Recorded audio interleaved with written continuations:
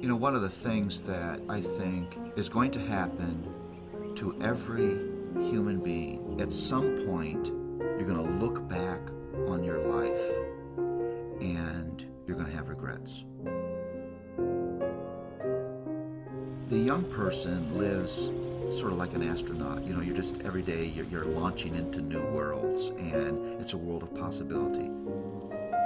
At some point in life, every human being becomes an archaeologist, and you dig into the mound of your existence and you try to make sense out of that, and you realize you are not the person that you wanted to be.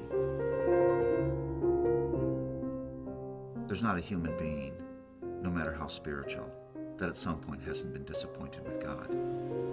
A horrible accident, a loss of a job, the rebellion of one of our children, physical illness, the disappointment in a friendship, huge financial debt that we never thought, where we're asking the question, what is God doing?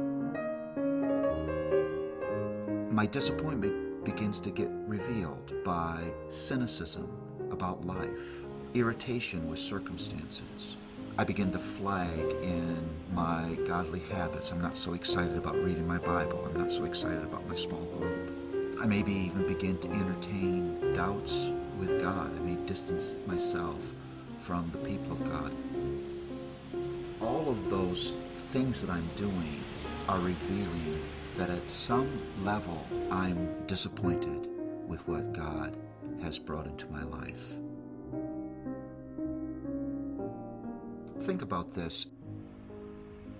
If this life that I'm living now is not a destination, but a preparation for a final destination, then it changes the way I think about what God is doing. We all long for the grace of relief. We all long for the grace of release, because there are hard things that all of us are facing.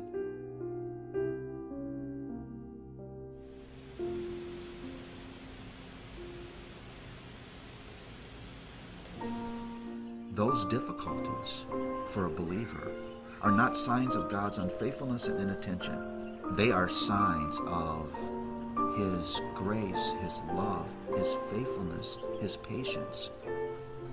He brings things into my life that I wouldn't have chosen. Here's the principle.